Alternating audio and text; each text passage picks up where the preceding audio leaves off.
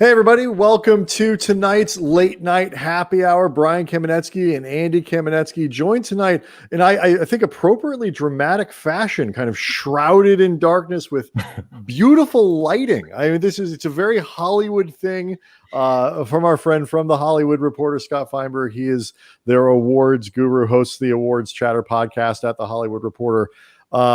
I'm not kidding when I say this. Like, this is the most dramatic lighting that anybody has ever showed up on the late night happy hour with. I can tell you, it's just the way it worked out. It wasn't too planned. I killed the lights behind me, and I guess this is. It is right now. It is Mank season, so this is right. very Citizen Kane lighting you got going on. This was right the now. next best thing to black and white. Exactly. I mean, it wasn't planned in the sense that I just happened to have people near me who specialize in lighting, and I brought them in and all that. But like, they were going to be here tonight. It was anyway. socially distanced, absolutely. Right. But it makes the whole thing look like a Laker game, which we're excited to get back going this weekend, where the stage lighting, where it's dark in the back and you focus on what matters. Thank you so much for doing this. Thank you for having me. I'm a fan and I appreciate you guys inviting me. Lot we want to get into tonight. There's actually been a ton of kind of really important industry news that's come out over the last week, which hopefully you can help explain to us. Including news you reported today. Yes. About what the Oscars, at least who's going to be behind whatever this show is going to be. We have a lot of questions about the Oscars this year, both from what it's going to look like and like what is going to be in it, like from movie standpoint. Join the group, but I mean, I think we have a little bit of a sense now, and even based on who they hired today for to be the producers, we can read a little into that. But whenever you want to get to that, but then the other thing though too is, and this is kind of maybe even a good place to start. You have some really interesting stuff with Kobe around his Oscar that he won, which we'll get to in a second. But the other guy who is talked about in entertainment, and it actually is relevant a little bit with the Warner Brothers and HBO and all that stuff, the news that came out, is LeBron James. Absolutely. And Space Jam, because Andy, everybody laughed, oh, LeBron's just here to do Hollywood. He doesn't care about basketball anymore and all that. Turns out he still does. Yeah. Pretty good at it. Still has a little to offer. Yeah. But that doesn't mean that the other stuff isn't important as well. So can you kind of give us an update? Like, what's going on with Space Jam? Because it's kind of gotten caught up in all the pandemic stuff too. Yeah, I'll be honest. I haven't been keeping too close a tab on that, but I will say that, he is a very savvy guy, even with, his docu-series that was on Quibi, may it rest in peace, was very much in the running for an Emmy. He's got a hand in a lot of things in the way that late in his life, I think Kobe was beginning to. And so I think he's sort of taken lessons from MJ, from Kobe, from Shaq, who was one of the earlier, branding gurus, and remains to this day, very, I think, savvy at that stuff. So I have no doubt that it will, long after his playing days are over, he's gonna be a force in town, just like, Magic and others have been. Yeah, I mean, first of all, I think it's going to come out one day that Quibi was a Ponzi scheme, because that thing raised so much money to fail so quickly. I know. Like, I want to see the books on that. Like, I want to see exactly where the money was allotted. I mean, I know they put up some expensive projects and stuff, but I mean, that was really fast. That's going to be a docuseries one of these days, or Oscar-winning documentary or something itself, just because it's like, what a fast, expectations, and then just the crash, all within a really compact period of time. What was that really just like something that just got caught up in the pandemic? Was Quibi just a terrible idea, or yes? I think there's a little of the pandemic didn't help them, but the reality is, if people want short form content, and this is targeted at, this is one of those things where it's like adults or, fully grown up, maybe middle-aged to past middle-aged people trying to intuit what young people are going to be interested in. And it just doesn't always work that way. Plus Quibi is quick bites meant for moments in between your busy day. And obviously there weren't busy days for too many people during the pandemic.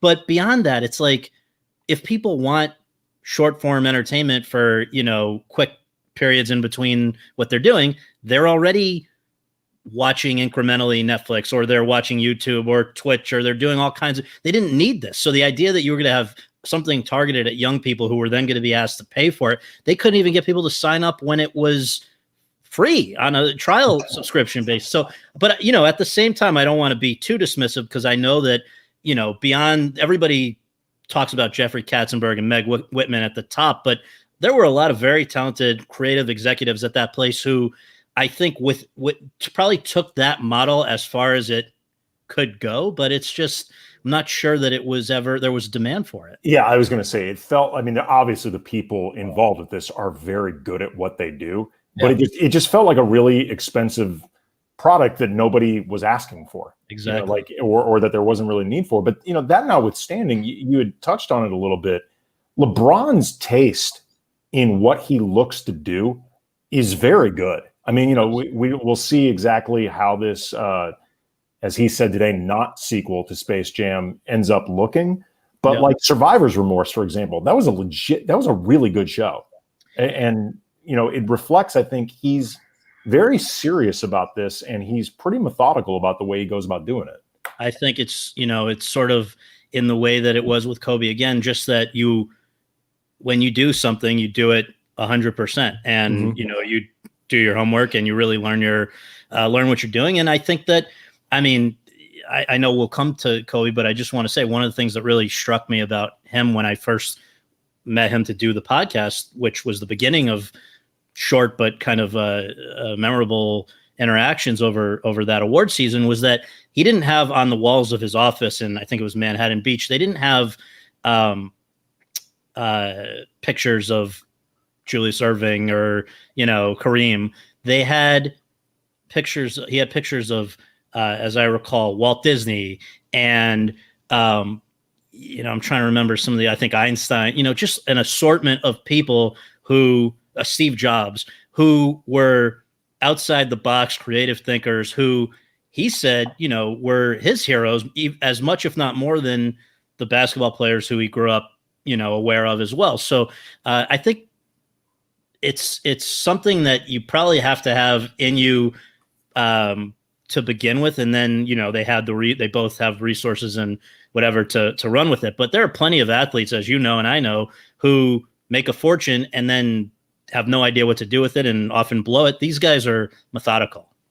I'm sorry, I was just gonna say, this is not your first day, covering the world of entertainment.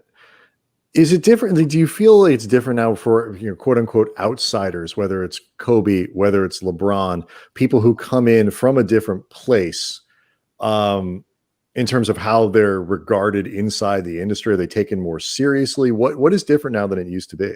I think it's still a case by case, and it's interesting because one of the movies that's a factor in this unusual Oscar season is called One Night in Miami, and it's about this sort of imagined evening that, the people actually met up. This was after the first Cassius Clay, at that point, Liston fight in Miami in '64, I believe.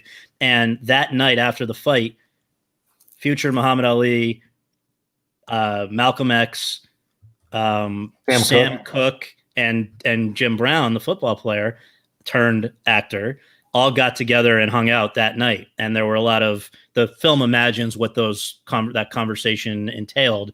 But the fact is, Jim Brown was an early example of somebody who, managed to morph from being a star athlete into for a brief period of time, a very successful guy in the entertainment industry.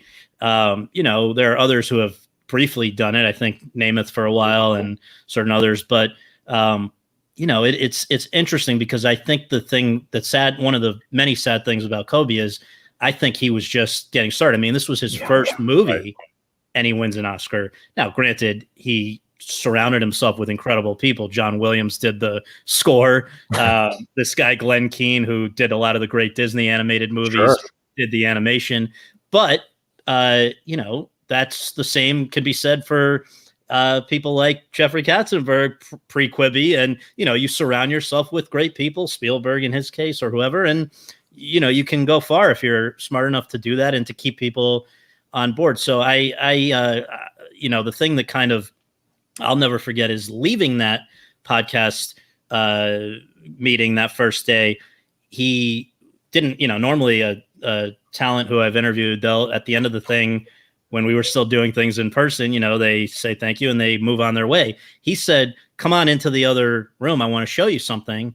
As I was leaving, couldn't believe it. So he said, and he showed me storyboards all over his walls of the movies that they had planned, or the ideas that he had planned for future movies. And then another thing, which I believe has been reported in pieces, but he, much like MJ with The Last Dance, told me he had a crew film his final season, and they were going to hold on to that again, like The Last Dance, for a little while, let it marinate, let people, it would be, I guess he felt it would be more interesting to come back to it, but that's out there. That's going to happen at some point. Yeah, and it's going to be really fascinating to see exactly what becomes of that footage and how it's put together and how it's presented. Because, Kobe famously had that documentary for Showtime Muse that initially he had Deepak Chopra's son, I can't remember his name, the son. But it's Gotham. Gotham, thank you. Gotham Chopra was the director of it, and Kobe saw a cut of it and said, "No, we're redoing this whole thing." And he was much more hands-on with it. Yeah. And it's not surprising. I mean, if you ever spent any time around Kobe, he was very methodical and perfection. Perfection. I mean, it just, for better and for worse at times, depending on the situation. And trying to present this without him is, I think, going to be a unique challenge for whoever's involved with it, whether filmmakers that he would have trusted, Vanessa Bryant. I mean, I don't know who it would be, but I mean, you want to talk about a daunting task. Exactly. And I don't even know. I would assume they'd have to, and they'd want to involve Vanessa, and depending on how long this takes, maybe some of the older. Right. But I know he was excited for that to happen. He said, that was something they were absolutely already beginning to think about and work on, but it wasn't going to come out for a little while. And there was just masses of footage, and I'm very, very excited to see it at some point. And these are some photos really quickly of you and Kobe after the interview. You are, just for people to know, you're the one on the right.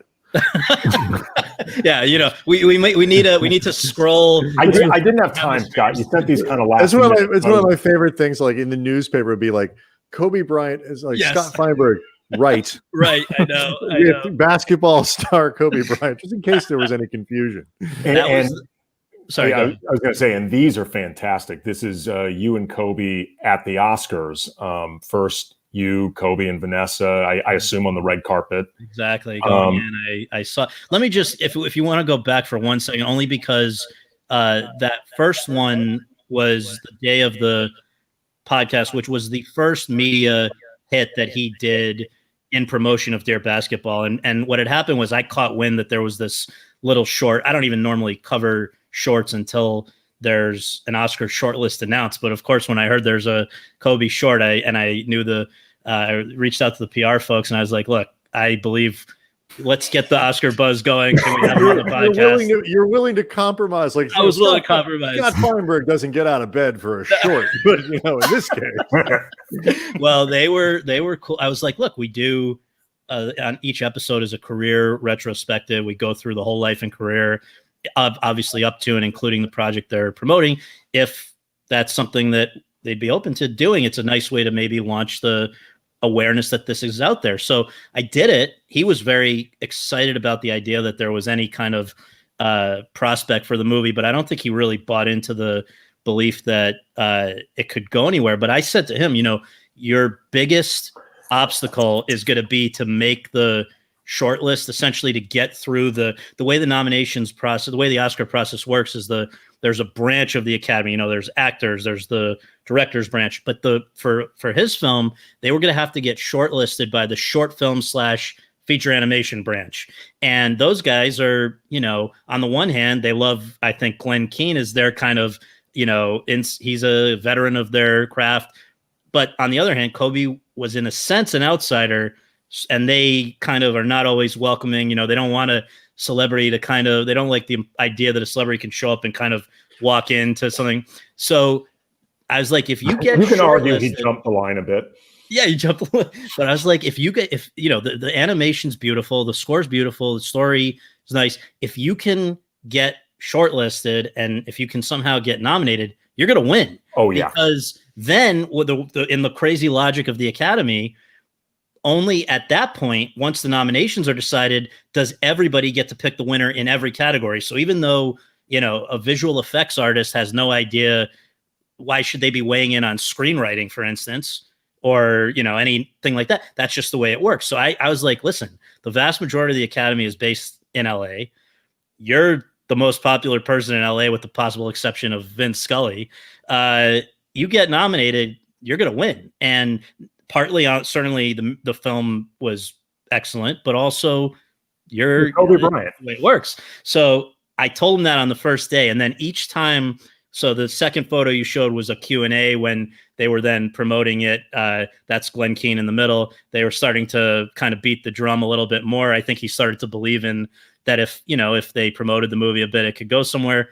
And then the next one was on the red carpet at the Oscars. And they had a really cool campaign because I remember the movie was put out by a company called Go90, which was a division of Verizon, which no longer exists. But what they managed to do was get the Lakers on the day that Kobe's jerseys, plural, were retired. They first opened that halftime ceremony by playing the entirety of Dear Basketball on the Jumbotron.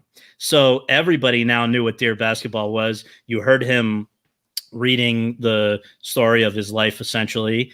And then he got that, and it went on and on. It was just great because each step along the way, he kind of started to believe I wasn't full of crap because, he was seeing it happen. So there was at the Oscars with Vanessa. And then that was going into the Oscars. The next one that I think you have is right after he won.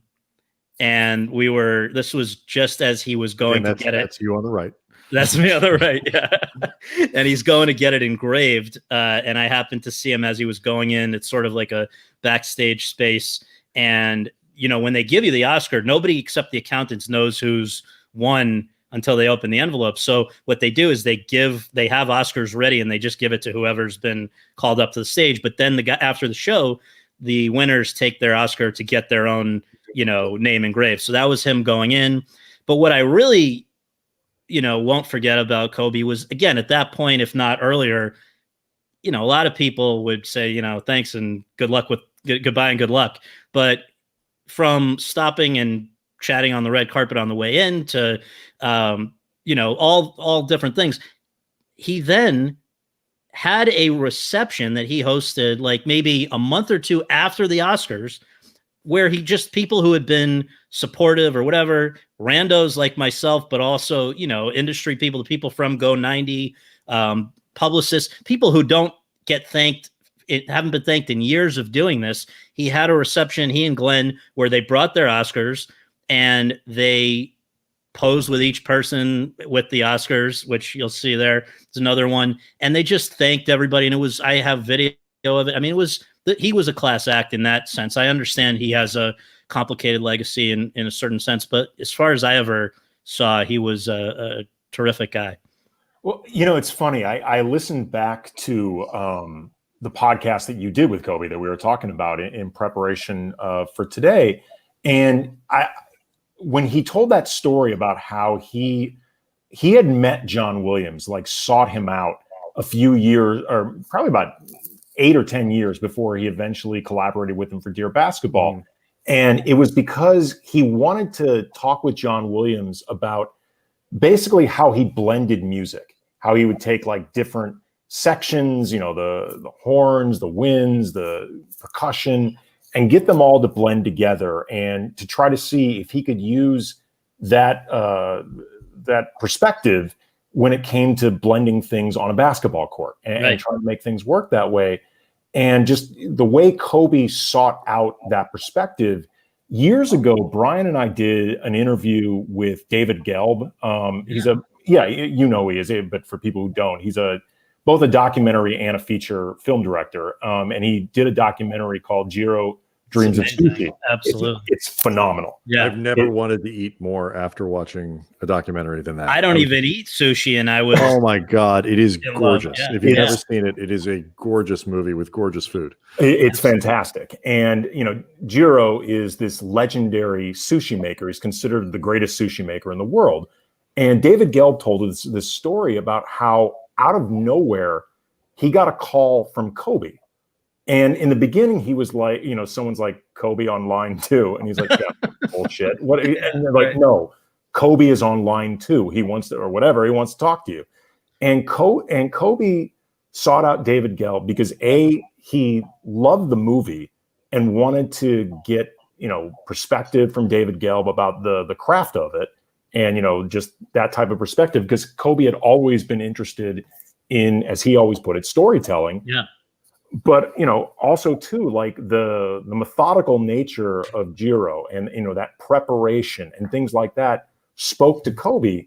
And in the case of David Gelb and John Williams, these were occasions of Kobe doing what he used to always call cold calling. And Brian and I had this running joke of, it's not. It's not cold calling when you do it. Like, it's cold calling when we do it. Right. When I call Oprah, that's cold calling. But when you do it, you're Kobe calling Oprah. That's right. It's But the difference, though, and this is what Brian and I always really admired about Kobe in this sense, you can keep the dog or the cat up there. It's fine. He'll be back. But what we always admired about him is he would actually do it. Right. And there are a lot of people in his position who wouldn't have done it. Right. And he regularly did things like that and was smart enough to recognize, as accomplished as he was and, really smart as he was and savvy, there were still people that knew things better than him. There are very few people, Scott, who have access to anybody that they want in the world and actually use it. Exactly. And that's it's kind of a neat thing. Absolutely. And I can tell you that, it's interesting to see him handle himself amongst other well-known people. There was one of the most memorable things was they do a luncheon for all of the Oscar nominees. And this is before the show. They want to have a day where everyone's a winner. And so the Academy hosts it and they introduce each nominee one by one and they give them a certificate. First of all, I've never seen, and I cover that luncheon every year, I've never seen other nominees so excited to meet someone else as when Kobe showed up, and he got the loudest ovation. Laura Dern was reading the nominees, like 200 names, and she went, each one is like, just is like at a certain point it gets monotonous, but then she, got giddy when it was, and Kobe Bryant, and everybody went nuts. I remember Allison Janney was clamoring to be next to him, and she's tall in Hollywood terms, but then you've got Kobe showing up. It was just he couldn't have been more gracious. I don't know if he really knew or cared about all these people who wanted to meet with him, but he presented that, what a thrill to be in a room with other people who are, people who are at the top of this art form at this moment. Here's why I'm guessing, and it's purely a guess, that he really did. There's that clip that circulated after the Oscars where you see Kobe in line, like you mentioned before, to get his engraved. Yes. And you can see this look on his face like, holy shit, I cannot believe this is happening. Like, Kobe's done a lot. It takes a lot to get that reaction from Kobe. Oh, I will tell you. That was not fake. You want to know the funny thing is that I snuck into the engraving area and took that video. So I know exactly what you're talking about, where his wife is there and the guy shows him the engraved Oscar for the first time.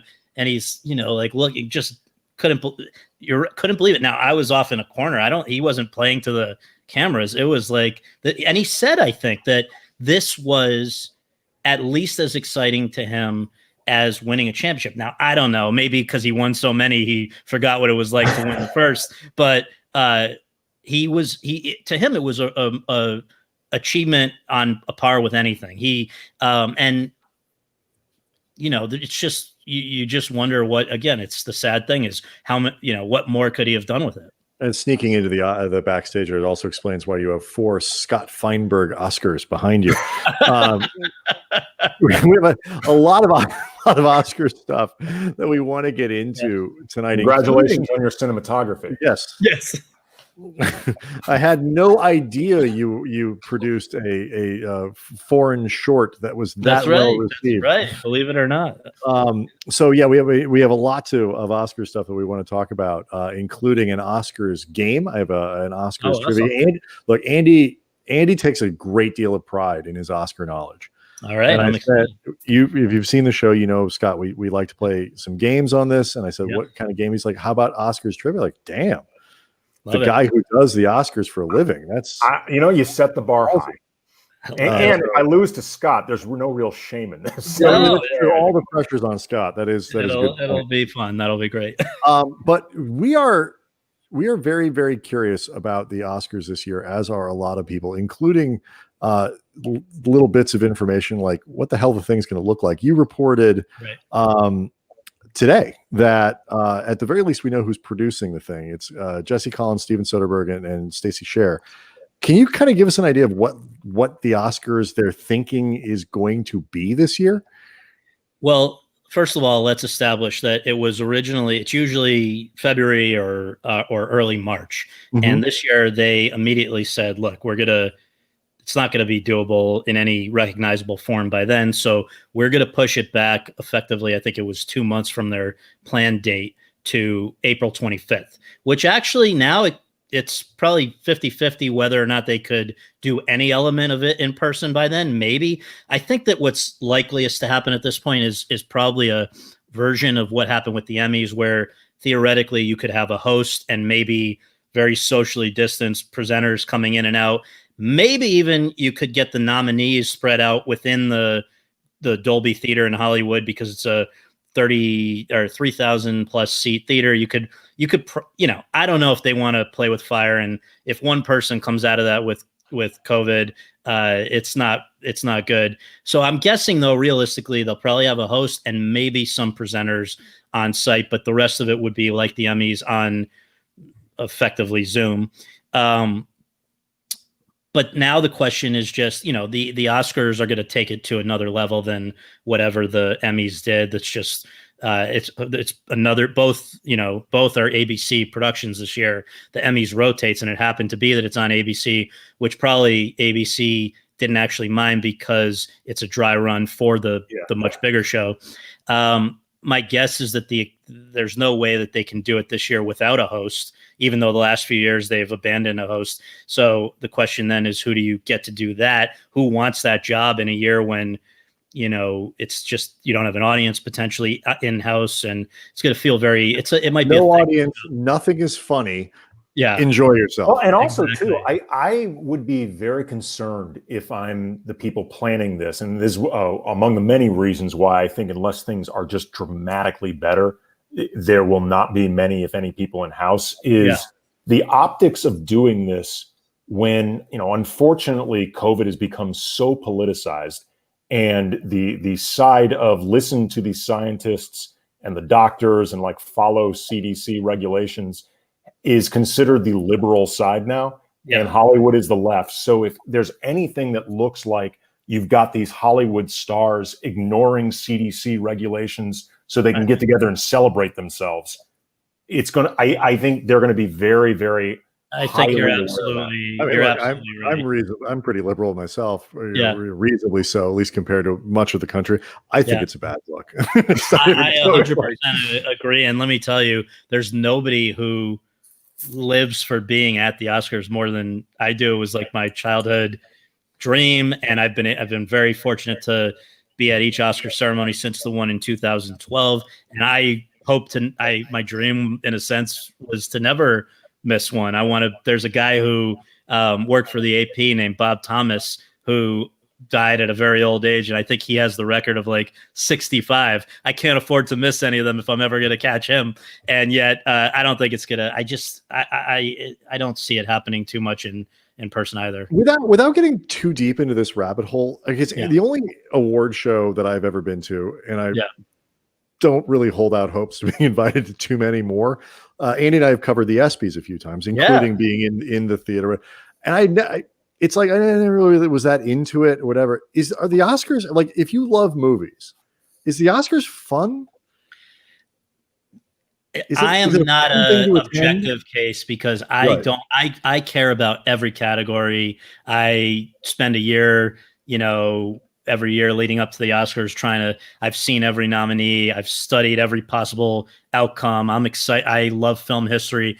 So a lot of people, including nominees, get up and go to the bar in the lobby and spend most of the show there. It's not as riveting to them.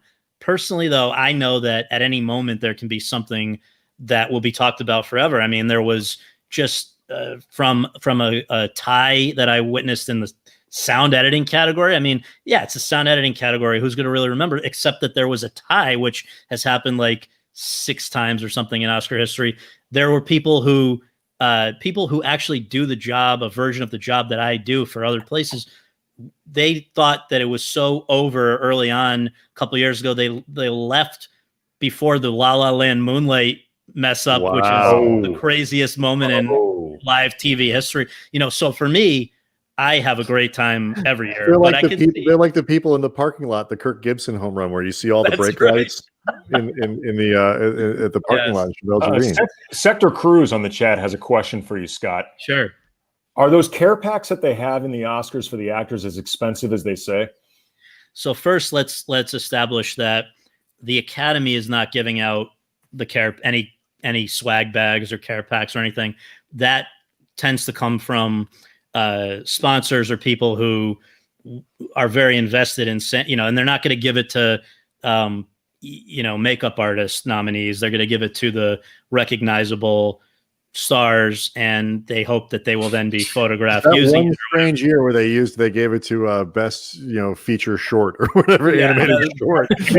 One time those nominees well, and it's usually more like what Louis C.K. was joking about the year that I think he was introducing like one of the shorts categories, and he was like, these guys are going home in a Mazda or something. Like, give them a round of applause. Like there is a hierarchy even amongst the nominees. So, but yeah, there's some amazing swag, but it's done sort of outside of the Academy's auspices. No, I mean, I'm like you in the sense that, I don't care necessarily that much about like the pageantry of the Oscars and, things like that. But I do actually care about them a lot in the sense of them being markers of film history. Yeah. And I think this year is going to be really interesting and challenging in a lot of ways because you've got, I'm presuming, a slate, however big or maybe even small, of movies that most people, including I think a lot of voters, a lot of people in the industry, haven't seen. Like I was looking today at a list of like front runners and things like that. And there are a lot of movies and performances and stuff that like I'm vaguely aware of. And like, I know that they have been made and sort of released, but the overwhelming majority of them I haven't seen. And I figure like, if I'm only vaguely aware of them, the average person is gonna be like, what the hell is, I don't even know. As far as I know, 7 movies have been released in 2020. Well, so here's the thing is that the knock on the Oscars over the last 20 years, let's say, has been that they are increasingly on a different in a different universe than the general movie going public. With the exception of like Avatar and the Lord of the Rings movies and maybe like one movie a year, they're not really rewarding the same kinds of movies that the public goes in large numbers to see. Black Panther got some nominations. There's always a one or two, but it's Get Out. But so that's the knock in a normal year. This year, the issue is, of course, that movie theaters for much of the country have been closed, and therefore a lot of the studios have said, we're just going to hold our big movies because we don't want to put a movie in a theater that can't that can't reach a lot of people. So, and they're not going to make their money back. So more than ever, the movies that are even starting out in the race are, with a very few exceptions like Tenet, not movies that are of any real scale. Now, for people like me and a lot of other people who love the Oscars, that doesn't really bother me, because I think the kinds of movies that they normally have been in recent years have been gravitating towards are still there. And in fact, they're there in pretty good numbers and pretty quality films. But as you say, the people who are going to have seen them before the Oscars are going to be primarily the people who are in this bubble of the industry. And the way that it works is that in years past, the distributors would send DVD screeners to all the voters. This year, and really officially starting next year, those are out. Now they have their own streaming service that Academy members log into, and they can see any movie that's submitted for the Oscars has to be available on that service. And so starting next year, and then this year, most of them are anyway, because again, a lot of people are already doing it. Right. So the point is, the members can see all the ones that are in the mix. The big challenge is going to be if those movies are not Netflix. Now, about half of them this year, the major contenders, are Netflix movies. So you and I and everybody else can stream those. But the Best Picture frontrunner right now is probably a movie called Nomadland, which stars Frances McDormand, and it's excellent. But it's put out by Searchlight, formerly Fox Searchlight. Searchlight is now it's owned by Disney, but Disney, their streaming service is Disney Plus, which is sort of family-friendly stuff. That Disney also has Hulu for more adult stuff, and I guess we'll see. That may be where Nomadland ends up. But right now, I don't think they know what to do in terms of getting out to the public the movie that is probably the one to beat for the Oscars. So how many, just as a frame of reference, how many, Mank has been kind of, if you're into movies right now, you probably heard of that. It's been, a lot of stuff on Twitter and social media, whatever, but it's not like a $100 million blockbuster, but it's a movie people know about. How many people do you think have seen Nomadland? Well, again, the only people that would have seen it would be people who either saw it through one of these film festivals where it either played in person, which would be like in Venice, I believe, was the world premiere, or who bought virtual tickets to see it virtually at I believe Telluride in Toronto, or not Telluride. They didn't even do. Maybe they did a virtual. I can't remember, but it would be a very small number. Is it 1,000 people? Is it right now? 500? It's probably a few thousand right now. They will. There's always been this decision, particularly in the era when Harvey Weinstein hit the scene with good movies. We'll set aside his other issues. That what they really did a lot of was they used the Oscars as a launching pad. So what they would do is first qualify the movie, where you only have to play for a week in one theater in New York and LA, and whatever it was, that the rules slightly change over the years, but essentially you do a bare bones release, not to try to make money, but just so that you can be eligible to show to the voters, who again are going to be primarily the only ones seeing it on screeners or at a screening when it was possible to do that in person.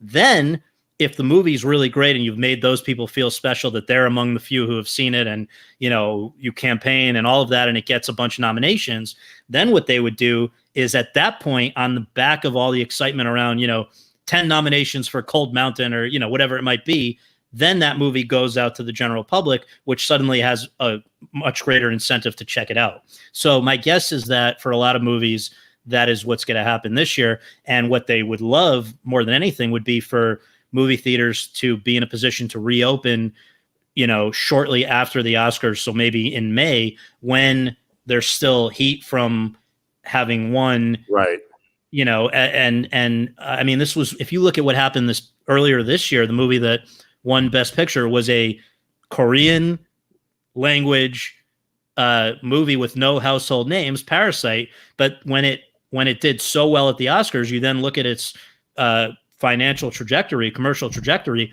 and it exploded. It because people do still, you hear the movie's the best picture. A lot of people do want to see that. It was a great movie. Great movie, yeah. So even pre-Oscars, that would have been a much tougher sell to the American public. But so there's still an incentive for these guys to lobby for Oscar nominations, Oscar wins, because I guess primarily with the hope that theaters, but if not even theaters, then streaming for sale, that could happen soon after the date of April 25th. Yeah, it's funny. There's a recent episode of Awards Chatter with Delroy Lindo. You did a very long form, really, really good interview. He's so cool. He's a hell of a talker, man. He's great. And it struck me like how much that interview, because he's doing the rounds for the Five Bloods, the Spike Lee movie that came out around mid-year for Netflix, and he's gotten rave reviews, deservedly, like some of the best reviews he's ever had. And Delroy Lindo is somebody that's been around a long time. I don't believe has ever been nominated before, and it felt like an encapsulation of like everything that's going on now, because the movie was mid-year, and sometimes that's a period where stuff gets forgotten. But then again, like you've got a year where nothing has really come out, so maybe it's more front of mind, and he's become like a GIF. But at the same time, it's like, can he do the typical campaigning? And then I just also started wondering, like, how will people regard the winners, period, of this period, in this space we're in right now, just because it might be a lighter slate? Is that lack of familiarity? Like, you start wondering, is this going to turn into the equivalent of the asterisk debate for champions? I was just going to say, it's like, it's our LA sports teams this year. I think that on the one hand, everyone knows it's a weird, unusual year, but they still had to make the movie and do the work. And if it gets recognized, ultimately what people remember is who won. Or, if anything, they remember that your obituary 60 years from now is going to begin Oscar winner, not Oscar winner in the year of a pandemic that was made the year a little thin. So, but look, there's a lot of weird extenuating circumstances this year. Delroy Lindo is fabulous, but Delroy Lindo is now likely to lose in that category of Best Actor to the star of another Netflix movie called Ma Rainey's Black Bottom, the late Chadwick Boseman, who died this year. And so that's another kind of crazy thing that's going to be in the equation this year, that you have a beloved actor in his prime, one of the top stars in Hollywood, a comic book movie star of Oscar kinds of movies before. Terrific actor, man. Terrific actor who a lot of people who have seen this movie, I would say myself included, think it's the best he ever did as an actor. And the source material is fantastic. Exactly. It's really, really good. Exactly. And so, that's one of the storylines this year. There's a lot of weird things where, Glenn Close a couple of years ago, everybody in the world thought she was going to win for The Wife. She ended up, and she's the most nominated person, was already, I think, tied at that point, most nominated performer who had not won. By the way, you keep dropping these little nuggets that make me think you're going to get your ass kicked in the trivia contest. Well, so Glenn, you said about 11 things that are actually in the quiz already. That's my own dumb idea, but anyway, you better clean up in the parts that aren't actually about the Oscars, but are about people named Oscar, which is part of the quiz. Well, anyway, I don't mean to ramble either, but just like, I can tell you from my workload, for whatever it's worth, it doesn't feel like a thin year for Oscars. I know that the public has yet to really have the opportunity to catch up with everything, but there's good stuff this year. It's not a bad year. That's good to know. Does that include the Nathan Mark wants to know Robert Downing's Dr. Dolittle movie? I can't speak to the Razzies at this point. different one. Different trivia. Andy's question, though, does kind of, was there any consideration to just not having them this year because their lack of theatrical releases, so many movies being held, the calendar change. Did they ever consider just saying not this year? I don't think so for a number of reasons. First of all, that would upset the people who did do great work this year, because what they just fell between the sofa seats, in a sense. If that's what happens, that's not fair to them. It's also, I think ABC pays a lot of money to broadcast the Oscars each year, and even if it's a diminished audience, it's still the most watched award show, and up there with any live event, the Super Bowl and things like that, of anything in the year. So also the Academy, they need to, if other shows are doing their stuff this year, it would be weird for the Academy not to. So I know that in some ways there are people who say, why are we talking about the Oscars in the middle of a pandemic? There are people dying. There are far more important things. But at the same time, you can go back to the Great Depression, and a lot of people said for the rest of their lives that movies helped them to kind of escape from their troubles or whatever. And it takes your mind off things. And look, the movies are in a tough spot also without the Oscars going away. We've got, and we may get to this at some point, that this week might have been the death knell of movie theaters with what Warner Brothers has decided to do in terms of. Yeah, well, just that essentially, for years, movie theaters have insisted that there be a 90-day window of exclusivity, that a movie opens in theaters, it cannot be on streaming or DVD or anything else for 90 days, so that they have a chance to make some money and stay alive.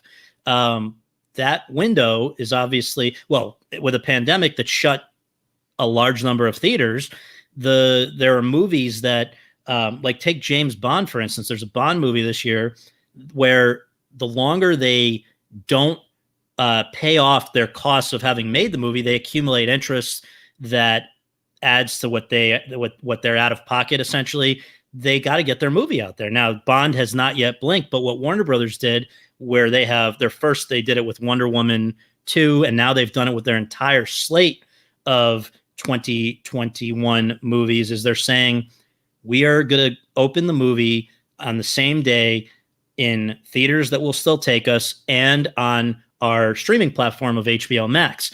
And they framed it as like, look, this is something we're doing because we're in a pandemic. But once you let that cat out of the bag, it's not going back. And theater owners, once one studio does this, it's just a matter of time probably before the others do it. And it's going to be very hard for movie theaters, as we know them, the big chains, to survive in this way.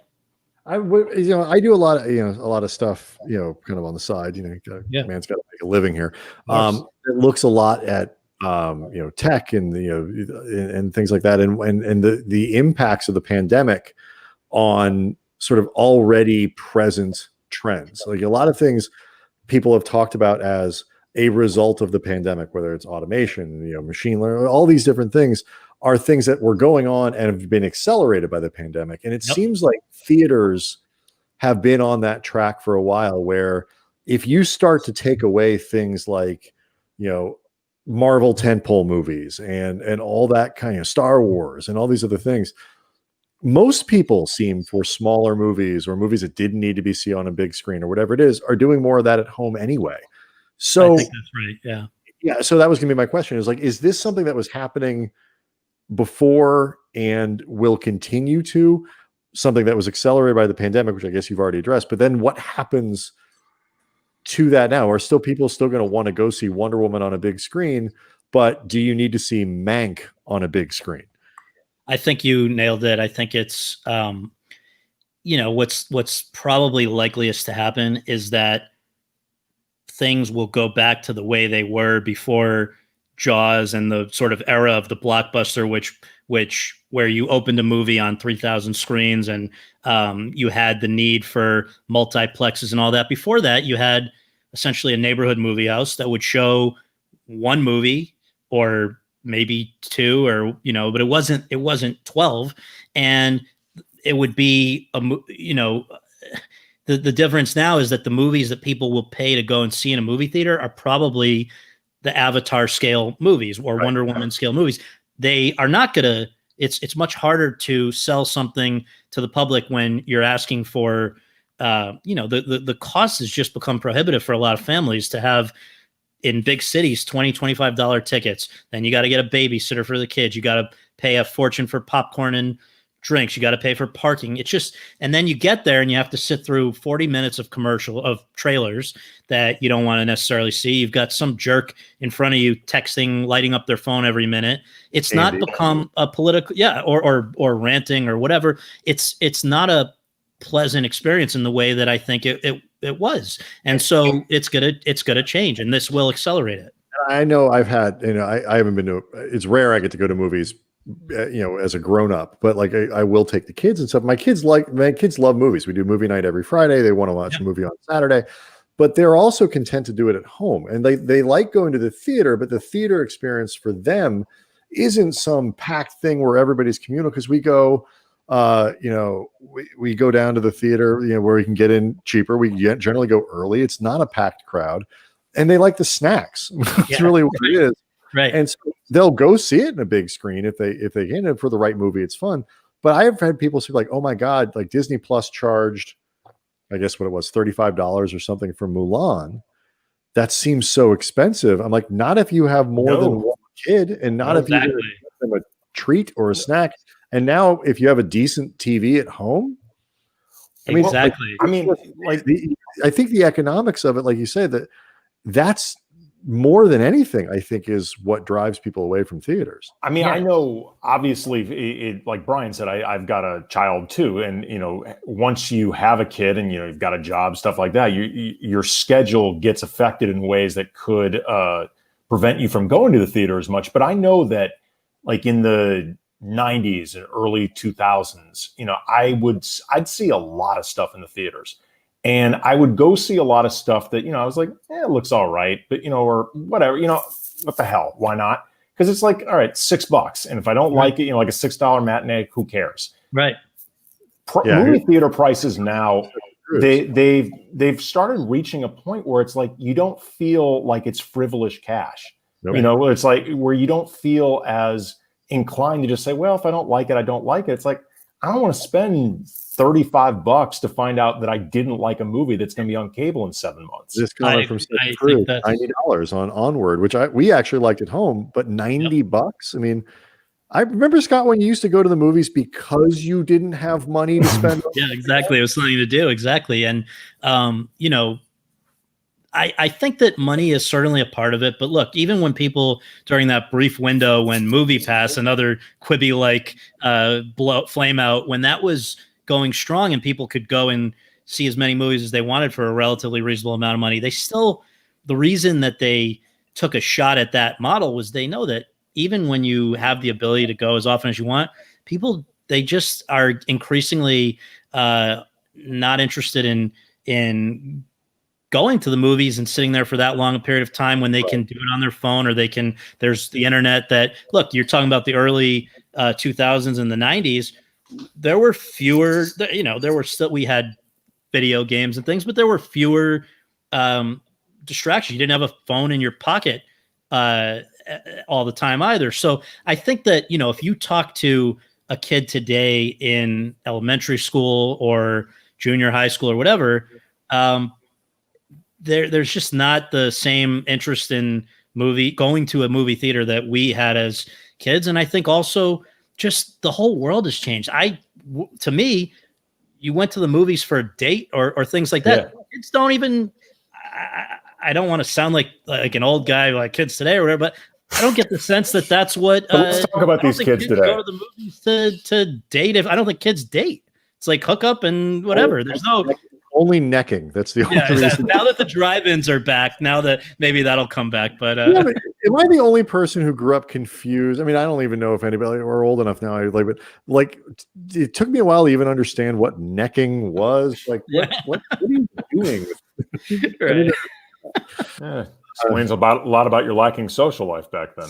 I struggled with the ladies. I'm not going to lie. I was not. Before we get to the game, there's a question I wanted to ask regarding awards chat, which If people aren't subscribing, they should. It's really great, very, very in-depth interviews with a lot of really heavy hitters around Hollywood. And because you get a lot of really good guests, you often get pretty extensive filmographies. And the way your show is set up, you really go through start to finish people's careers and their filmographies.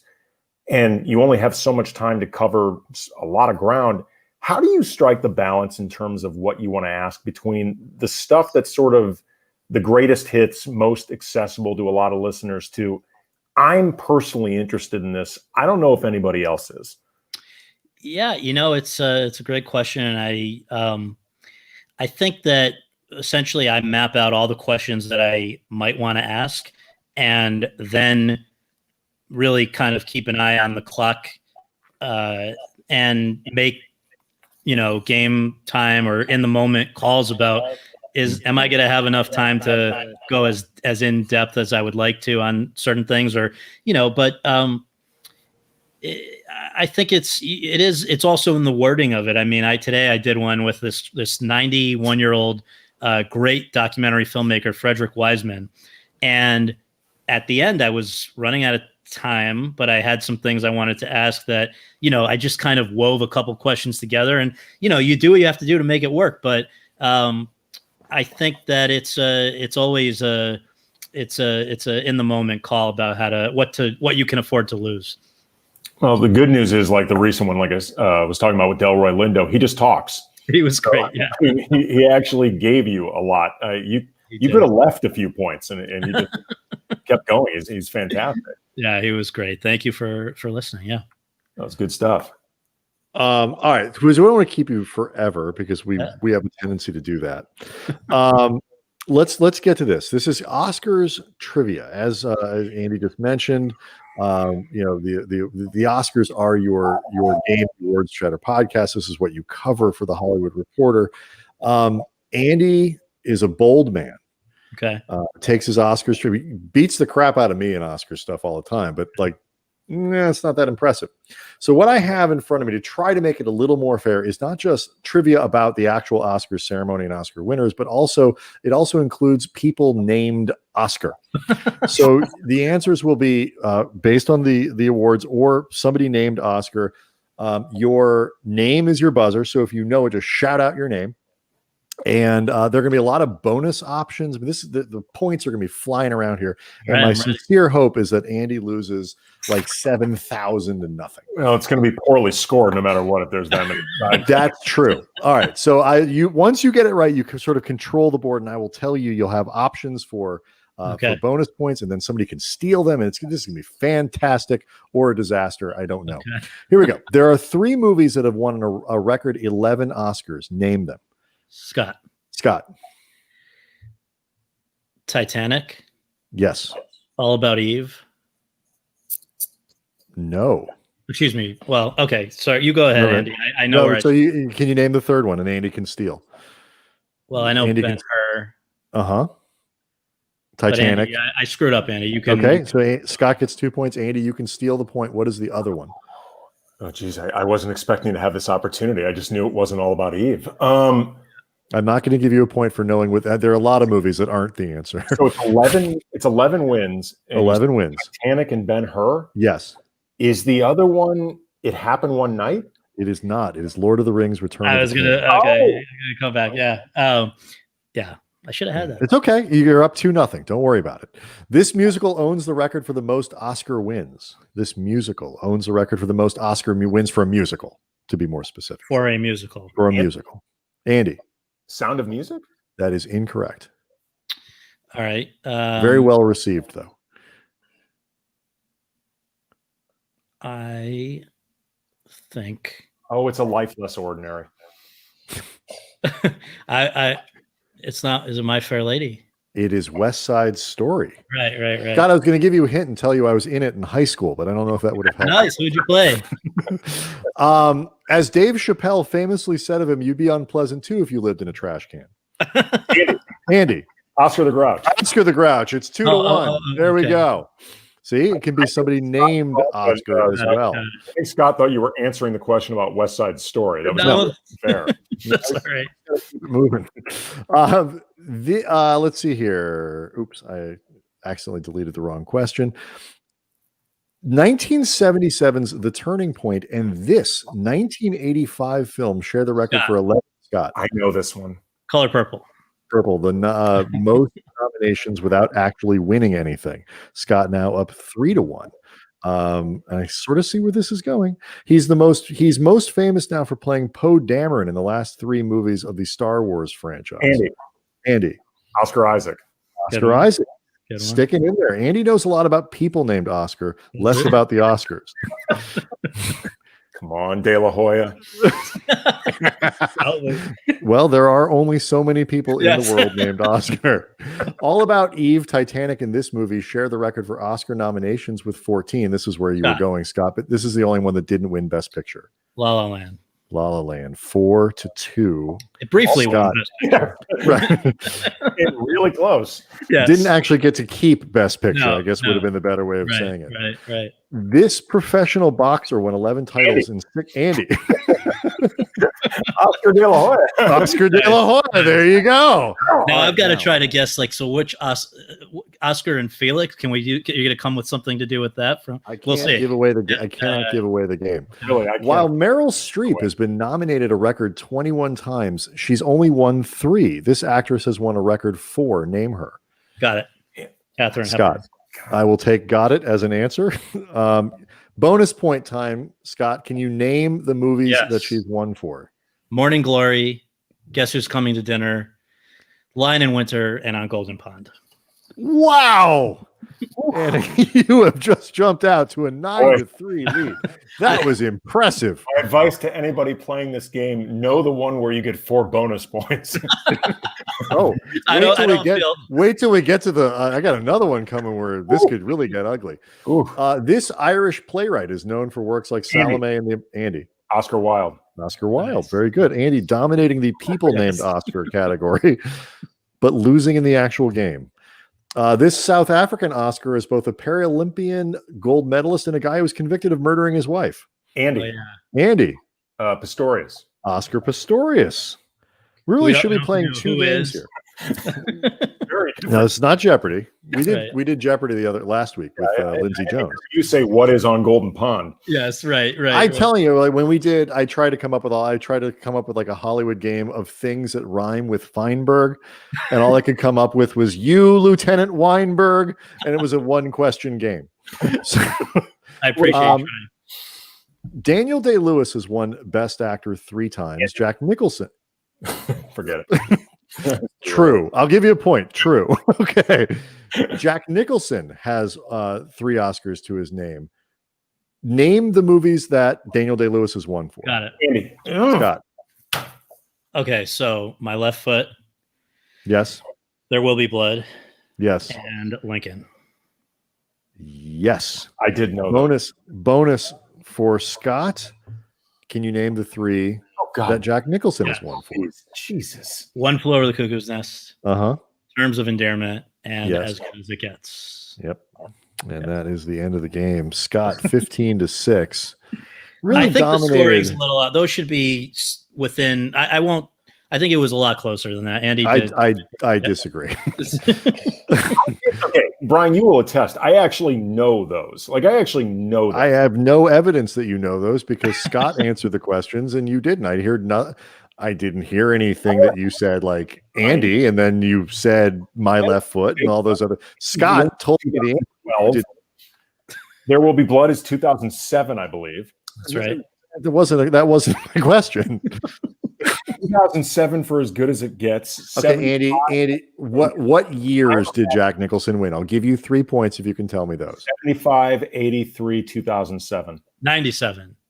Oh, 97. Damn it. Yeah. Oh, Scott gets another point. 16 to 9.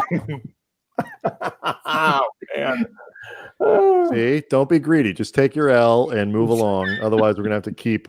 Well, I got 2 extra points to Scott's 1 extra. So, I got a question for you guys. Sure. What do you make of all the different moves this week with the Lakers? How do we feel going into next?